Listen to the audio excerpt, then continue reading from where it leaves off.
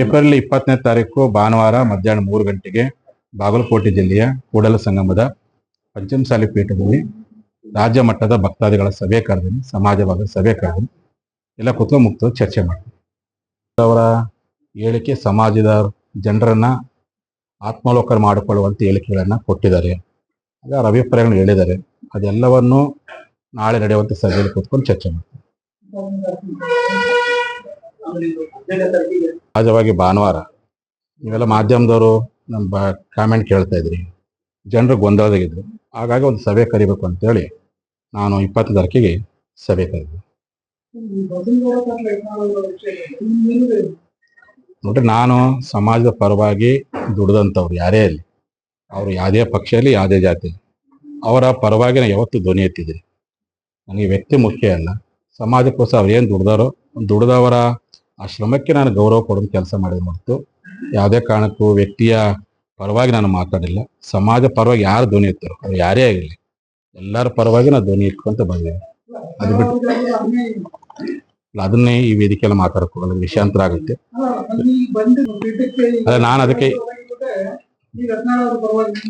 ನಾನು ಯಾರ ವ್ಯಕ್ತಿ ಪರವಾಗಿ ನಿಂತಿಲ್ಲ, ಸಮಾಜ ಪರವಾಗಿ ಯಾರಾದ್ರೂ ಅವ್ರ ಪರವಾಗಿ ನಿಂತಿದ್ದೀನಿ. ಒಬ್ಬ ಗುರುಗಳಾಗೆ ನಿಂತಿದ್ದೀನಿ. ನೋಡ್ರಿ, ನಾನು ನಮ್ಮ ಮೀಸಲಾತಿ ಚಳವಳಿಯಲ್ಲಿ ಯಾರೇ ಆಗಿರಲಿ ಅವರವರ ವೈಯಕ್ತಿಕ ಅವರ ರಾಜಕೀಯ ಭಿನ್ನಾಭಿಪ್ರಾಯಗಳ ಬಗ್ಗೆ ನಾವು ಉತ್ತರ ಕೊಡಕ್ಕೆ ಹೋಗಲ್ಲ. ಅವ್ರದ್ದು ಏನಿರಲಿ, ನಮ್ಮ ಸಮಾಜದ ವ್ಯಕ್ತಿಗೆ ವಿನಾಕಾರಣ ಏನೇ ಅನ್ಯಾಯ ಇದ್ದಾಗ ಅವ್ರ ಪರವಾಗಿ ನಿಲ್ಲುವಂಥ ಪ್ರಯತ್ನವನ್ನು ಪಕ್ಷಾತೀತ ಮಾಡ್ತಾ ಬಂದೀನಿ. ಆ ಪರವಾಗಿ ನಾನು ಎಲ್ಲರ ಪರವಾಗಿ ನಿಲ್ಲುವಂಥ ಪ್ರಯತ್ನ ಮಾಡಿದ್ದೀನಿ. ಇದನ್ನ ಅಪಾರ್ಥ ಮಾಡ್ಕೊಳ್ಳೋ ಪ್ರಯತ್ನವನ್ನು ಯಾರು ಸಹ ಮಾಡಬಾರ್ದು ಅಂತೇಳಿ ಈ ಮೂಲಕ ಹೇಳಿಕ್ಕೆ ಇಚ್ಛೆ ಪಡ್ತೀನಿ.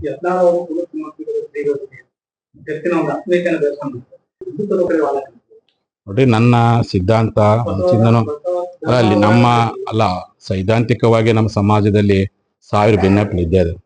ನಮ್ಮ ಶ್ರೀಪೀಠದ ಒಂದು ಸಿದ್ಧಾಂತ ತತ್ವ ಮುಂಚಿನ 12ನೇ ಶತಮಾನದ ಬಸವನ ವಿಲಾಸ, ಆ ಪ್ರಕಾರ ನೋಡ್ಕೊಂಡು ಹೋಗ್ತೀನಿ.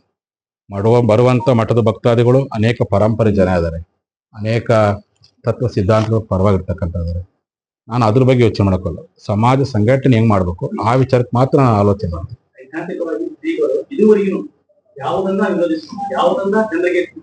ಅಲ್ಲ, ನಾನು ಸೈದ್ಧಾಂತಿಕ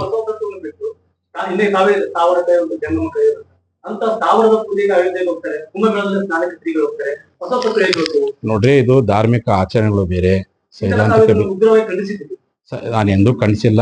ಸೈದ್ಧಾಂತಿಕ ಭಿನ್ನಾಭಿಪ್ರಾಯಗಳು ಬೇರೆ. ಹಾಗಾಗಿ ಕಾಲಮಾನಕ್ಕೆ ತಕ್ಕಂಗೆ, ಅಗತ್ಯಕ್ಕೆ ತಕ್ಕಂಗೆ ಪ್ರತಿಯೊಬ್ಬ ಭಕ್ತರ ಭಾವನೆಗಳನ್ನು ನಾನು ಗೌರವಿಸಬೇಕು ಅಂತ. ನಮ್ಮ ಸಮಾಜದ ಜನ ನೂರಾರು ಪರಂಪರೆಗಳು, ನೂರಾರು ಧಾರ್ಮಿಕ ಆಚರಣೆ ಮಾಡ್ತಾರೆ. ಎಲ್ಲಾ ಪರಂಪರೆ ಗೌರವಿಸೋ ಪ್ರಯತ್ನ ಗುರುಗಳಾಗಿ ನಾವು ಮಾಡೋಕ್ಕಾಗುತ್ತೆ. ಅದನ್ನು ಮಾಡ್ತಾ ಬಂದು ಯಾವತ್ತೂ ಮಾಡ್ತಾರೆ.